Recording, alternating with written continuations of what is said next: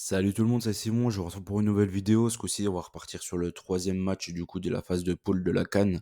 On va refaire un petit récap de la deuxième journée comme habituellement. Et voilà, je vous invite à liker la vidéo. Ça fait un petit moment là, je trouve que les résultats sont un peu en basse en termes de nombre de likes tout simplement. Donc vas-y, je compte quand même sur vous pour faire le nécessaire. On va faire un petit récap, comme je l'ai dit, de la deuxième journée pour commencer cette vidéo. Seul petit truc pour la troisième journée, faites attention au groupe E et F. Je pense que les résultats vont vraiment être en fonction de ce qui se sera passé les 2 premiers jours, donc des groupes A à D. Donc là, je fais quand même une vidéo sur tout, mais faites gaffe quand même, faites pas des combis maintenant, jouez au jour le jour, je pense. Parce que il y a les équipes, elles vont jouer en fonction de qui elles vont potentiellement rencontrer en huitième, plus savoir il faut combien de places tout simplement il faut combien de points pour se qualifier pour la troisième place. Ça va être super important. N'oubliez pas qu'il y a que 4 troisièmes de qualifier, enfin que 4 sur 6 c'est quand même énorme. Mais voilà quoi, ils vont jouer en fonction. S'il faut faire un vieux nul le dernier match pour être sûr d'être qualifié, je pense que les équipes le feront. La deuxième journée, du coup, le Côte d'Ivoire contre le Nigeria. Nigeria qui m'a fait une grosse impression sur ce match-là. Collectivement, dans le pressing, ils ont été monstrueux. Euh, Ils ont même, enfin, je trouve que Chukwueze, il a vraiment vendangé pas mal de situations de contre-attaque. Osimhen, il a fait un gros match, c'est lui qui obtient le penalty d'ailleurs sur ce match-là. Bon, franchement, il y a rien à dire. Hein. Pour moi, le Nigeria était au-dessus sur ce match-là. La Côte d'Ivoire, ils auraient pu attaquer 8 jours sans marquer. Bon, enfin pour le visage de la Côte d'Ivoire, il y a une bonne nouvelle. Il y a Sébastien Haller et Simon Adingra du coup qui seront de retour dans le groupe pour le troisième match aujourd'hui. Je pense que ça va changer la donne. Ce sera deux maillons ultra importants de cet effectif-là. Parce que lancer Seko Fofana en profondeur, je comprends toujours pas. Autant c'est un mec qui apporte physiquement, surtout dans les premiers mètres, mais sur 10 mètres, à chaque fois, il se fait rattraper par tout le monde. Hein, il a pas non plus, c'est pas, c'est pas un athlète pour faire des longues distances, quoi, on va dire. C'est surtout sur l'accélération, mais en vitesse pure, franchement, c'est pas terrible. Il se faisait rattraper par tout le monde, en fait. Franchement, je comprends pas trop ce style. Mais bon, voilà, je pense qu'il est bien meilleur au milieu de terrain que sur les ailes. Mais bon, ça, ce n'est que mon avis. Mozambique, Cap-Vert, grosse impression, hein, quand même, mine de rien. 2 matchs de victoire contre le Ghana et contre la Mozambique. Mozambique qui donne quand même bien sûr les 2 premiers buts, mais le troisième magnifique frappe. Donc voilà, ensuite l'Égypte contre le Ghana qui a encore donné 2 buts contre l'Égypte. Je pense qu'ils auraient dû gagner sur ce match-là. Là, il y avait du buteur, hein. Kudus, Mostafa Mohamed et Marmouche. Ils ont tous marqué, donc là il y avait quoi prendre, je pense, sur ce match-là. Cameroun, Sénégal. Ici, le Sénégal, l'under n'est pas passé. Franchement, ils ont vraiment fait un gros match. Dommage, c'est Sadio Mané qui est marqué dans les arrêts de jeu, sinon ça serait passé là encore. Je pense que le Sénégal fait la meilleure impression depuis le début de cette CAN, clairement, sur tout le milieu de terrain, franchement, sur tout les ressorties de balles, etc. On voit du jeu, en fait, on voit du jeu, contrairement à pas mal d'équipes qui balancent la balle devant. Je trouve que le Sénégal, ils font une super impression depuis le début. Ça passe vraiment clairement les gros favoris de cette CAN. Maintenant, c'est clairement le Sénégal. La Guinée, du coup, qui a gagné un petit but à 0 contre la Gambie, on va pas s'éterniser là-dessus, c'était un match un peu médiocre. Voilà, la Guinée vont se qualifier sans trop sourciller. L'Algérie contre le Burkina, bon là il y a quand même pas mal de choses à dire, surtout sur Belmadi, hein. Franchement il est médiocre, c'est un entraîneur médiocre, et il nous le montre encore une fois. Je pense que Amoura en 45 minutes il a montré plus que les 3 quarts de l'effectif algérien sur les 2 matchs au complet. Mahrez, il aura joué 75 minutes plus 90, 165 minutes, sans rien montrer, sans rien proposer, franchement nullissime. Je sais pas encore ce qu'il fout là, mais bon. Ben Sebaini ne sera pas là, hein, du coup suspendu sur le troisième match. Faut aussi en tenir compte quand même, mine de rien. Je pense que heureusement qu'ils ont Bounedjah, quoi, qui mouille le maillot, qui s'investit vraiment pleinement. Sinon, franchement, ça aurait été dramatique. Après, sur le match en lui-même, je pense que le nul, il est au moins mérité, parce que le Burkina, ils ont vraiment pas montré grand-chose non plus. Franchement, en plus, le goal du Burkina, franchement, limite, il joue avec l'Algérie, il était vraiment nul. Il y a eu quoi d'autre dans ce match-là? Bon, il n'y a pas eu grand-chose, hein. De toute façon, il n'y a pas eu beaucoup de jeux, déjà, ça c'est clair et net.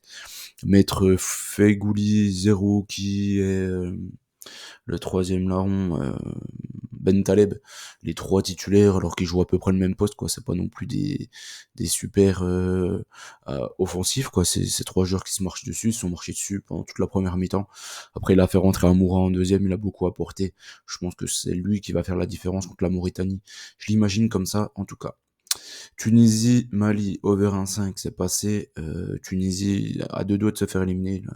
Ils vont certainement se faire éliminer de cette CAN carrément en phase de poule.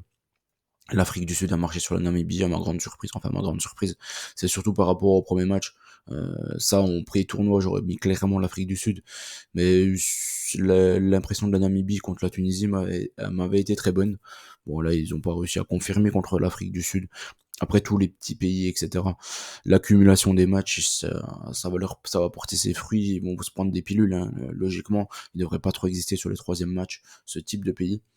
Maroc RDC, franchement la RDC aurait presque pu s'imposer hein, sur ce match-là clairement. Match plutôt ouvert, pas mal d'occasions. Je trouve que le Maroc nous a montré pas mal de lacunes sur ce match-là par contre, surtout sur les coups de pied arrêtés défensifs. Ils se sont pris un bouillon terrible, donc à voir pour la suite. La Tanzanie contre la Zambie, bon là la Zambie ils ont souffert d'une expulsion, sinon je pense qu'ils auraient pris ce match-là sans trop de difficultés. Concernant la troisième place, j'ai essayé de voir à peu près ce qu'il fallait comme point pour la qualif. Comme je vous ai dit, il n'y en a que 4 qui seront qualifiés.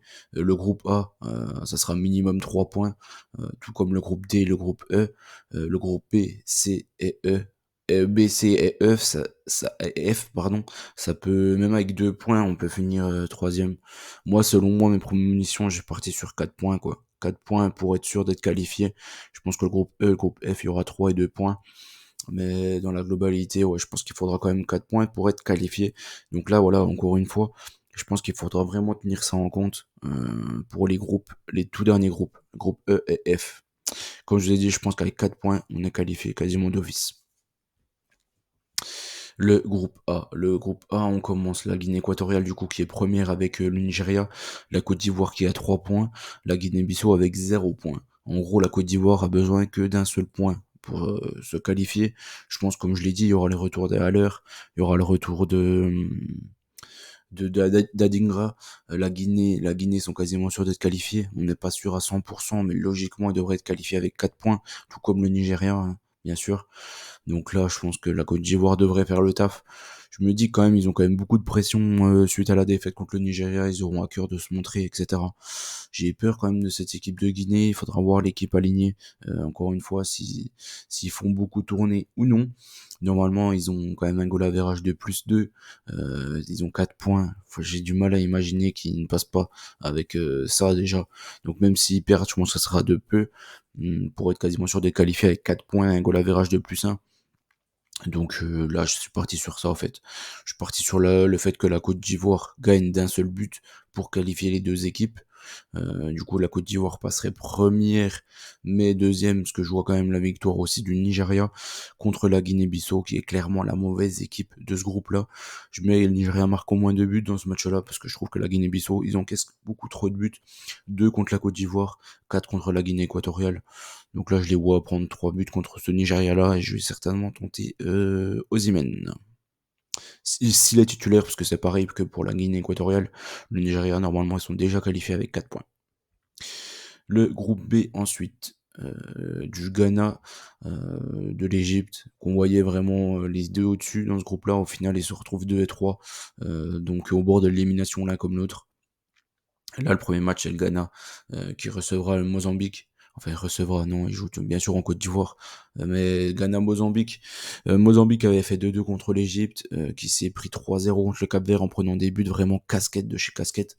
Je pense que le Ghana, ils vont gagner ici. Je suis parti sur un over de but au cas où il y a une surprise. Parce que le Ghana, il donne quand même vraiment des buts vraiment bidons, quoi. La passe en retrait d'Iñaki Williams, le deuxième, je sais plus c'est qui fait la grosse bourde sur les 2 buts égyptiens, mais c'est fou de voir ça au haut niveau. C'est impossible, quoi.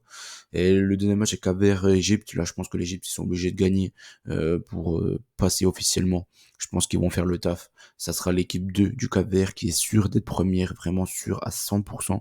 Donc là, ici, c'est clair, net et précis. Je pense qu'ils vont mettre l'équipe bis. Ils ont tout intérêt à le faire pour garder leur titulaire en grande forme par la suite. Donc là, je pense vraiment qu'ils vont faire tourner la totalité de l'effectif. Je le vois comme ça. Je le vois vraiment venir gros comme une maison sur ce match-là. Donc je pars sur l'Égypte. Et le premier match, je suis parti sur un over 1,5, mais je vois quand même le Ghana passer. Je pense que je vais tenter Iñaki ou Kudus sur le premier match, parce que je pense vraiment que le Ghana devrait marquer plusieurs buts contre cette équipe du Mozambique. Et l'Égypte, je pense que je vais retenter le Mostafa Mohamed. Après, en soi, l'Égypte, ils sont capables de gagner 1-0 sur une tête, etc. d'un défenseur. Là, ça ne me surprendrait non plus pas plus que ça. Donc je préfère prendre l'Égypte sur ce match-là. Le groupe C du Sénégal qui est pareil, sûr d'être qualifié. La Guinée, ensuite le Cameroun et la Gambie. Bon, premier match, ça sera Sénégal-Guinée. Bon, les deux équipes sont sans doute déjà qualifiées. Ici, je pense que le Sénégal va faire tourner la totalité de son effectif. La Guinée, ils sont, enfin, avec 4 points, logiquement, ils devraient passer. Mais ils ont peut-être besoin d'un petit point quand même pour assurer cette deuxième place, en tout cas. Donc là, je pars sur quoi? Je pars sur un nul. Je pense que le Sénégal, ils ont pas besoin de forcer. Le nul, franchement, si les équipes sont intelligentes, il arrange les deux équipes. Donc là, je pars sur un nul, je pars sur Sénégal au nul et un nul. Et le deuxième match, je vois clairement le Cameroun aller chercher cette victoire euh, pour leur assurer aussi la qualification. Parce que s'ils font un nul, ils sont éliminés. Donc ils sont obligés de le prendre aussi ce match-là contre la Gambie. Je pense qu'ils vont faire le nécessaire. Après, c'est pareil, la Gambie, ils ont besoin d'une victoire aussi pour la qualif. Donc ils ont aucun intérêt à jouer la défense à la Gambie. Donc je pense que le Cameroun, mine de rien, ils ont quand même pas mal de joueurs pour faire la différence contre la Gambie, quoi. Je pense que ça devrait quand même le faire, ça devrait quand même passer. Ensuite, l'Algérie, la Mauritanie, le Burkina et l'Angola. L'Angola, vraiment la petite surprise quand même, mine de rien. Je pense que là, c'est pareil. Angola et Burkina, ils devraient faire un peu comme Sénégal-Guinée. Je pense que le nul arrangerait tout le monde ici. Je suis parti sur ça, sur ce match-là. Ensuite, l'Algérie contre la Mauritanie. L'Algérie sont obligés de gagner. Je pense que Amoura va être titulaire, enfin je l'espère. Il va peut-être pas nous remettre son milieu de terrain avec que des joueurs à vocation défensive. Je pense que Boudaoui, au bout d'un moment, on l'attend. J'espère qu'il sera titulaire sur ce match-là. Shaibi, j'espère qu'il sera aussi titulaire. Riyad Mahrez, j'espère qu'il sera sur le banc, parce que ça, je pense que c'est sa place, vraiment. On a bien vu, même sur les coups de pied arrêtés, là, il a rien montré, il apportait rien. Voire même son coup franc, là où il tire carrément au-dessus de tout le monde. Donc vraiment, s'il est sur le banc, je pense que je tenterai un petit Amoura ou Bounedja, voire même Amoura, clairement. Je pense qu'ils vont gagner contre la Mauritanie. Ils risquent de marquer plusieurs buts. Et le deuxième match, comme je l'ai dit, je pars sur un match nul. J'ai pris l'Algérie et Burkina au nul. Je me dis que le Burkina, logiquement, il devrait être un peu meilleur que l'Angola. Après, franchement, c'est pareil, quoi. Un nul satisfait tout le monde. Je le vois venir gros comme une maison, celui-ci, encore une fois. Le groupe E du Mali, de l'Afrique du Sud, de la Namibie et de la Tunisie. La Tunisie qui est obligée de gagner, sinon c'est l'élimination à coup sûr ici. Donc forcément, je suis parti sur un over de but parce que je pense qu'ils vont être obligés de se livrer. L'Afrique du Sud, c'est une belle équipe, notamment en contre-attaque. Donc je pense que ça peut leur faire mal quand même aux Tunisiens. Après l'Afrique du Sud, enfin je sais pas trop sur ce match-là. J'ai pris un petit avantage Tunisie parce qu'ils sont obligés de gagner, mais en vrai ça me surprendrait pas plus que ça que l'Afrique du Sud arrive à gagner sur ce match-là. Donc j'ai pris un over bien évidemment. Le deuxième match c'est le Mali contre la Namibie. Pareil, le Mali sont quasiment sûrs d'être qualifiés et je pense qu'ils seront sûrs d'être qualifiés. Euh, à cause des premiers matchs des autres groupes, du coup les 4 premiers groupes. Donc je pense que la Namibie aura besoin d'aller chercher un petit point pour se qualifier. Donc ils auront plus d'envie, je l'imagine. Je vois un match ouvert ici. Parce que la Namibie, ils vont être obligés de pousser pour se qualifier. Donc j'ai pris 2 over 1,5 sur ces matchs-là. J'ai pris un petit avantage Mali. Mais encore une fois, ça ne me surprendrait pas plus que ça qu'ils fassent quand même pas mal tourner du fait qu'ils soient officiellement qualifiés en fonction des 4 premiers groupes. Et le deuxième, ben, Tunisie, ils sont obligés de pousser au max, donc logiquement, il devrait y avoir des buts. Le dernier groupe, c'est le groupe du Maroc. Le Maroc, franchement, comme je l'ai dit, hein, ils font pas une super impression, mine de rien. Ils ont été solides, surtout défensivement contre la Tanzanie. Là, contre la RDC, ils ont pas été terribles. La RDC qui a été plutôt bonne, moi j'ai trouvé. Franchement, ils auraient même pu s'imposer en fin de match. Donc voilà, ça va être un peu compliqué, je pense que pour le Maroc, pour la victoire finale, je l'imagine en tout cas. Ensuite, contre la Zambie, ça va être un match aussi compliqué ici. Je pense que la Zambie ils vont être obligés d'aller chercher des points sur ce match-là, parce que la RDC, je les vois gagner contre la Tanzanie. Je me méfie quand même du match nul, mais bon, logiquement, les RADC sont au-dessus de cette Tanzanie. Donc voilà, je le vois comme ça. Maroc, ils ont besoin certainement de rien pour être officiellement qualifiés. Ils ont déjà 4 points, donc ils sont quasiment qualifiés pour les huitièmes. Donc voilà, je pense que la Zambie aura plus à cœur de prendre des points ici. Je pars sur un nul, le premier match. Et le deuxième, je pars sur un avantage RDC. J'ai pris l'over 1,5 sur le match du Maroc.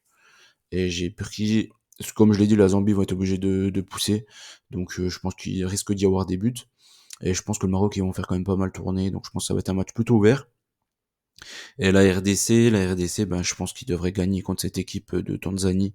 Mais j'ai quand même assuré que RDC ou nul et over 1,5.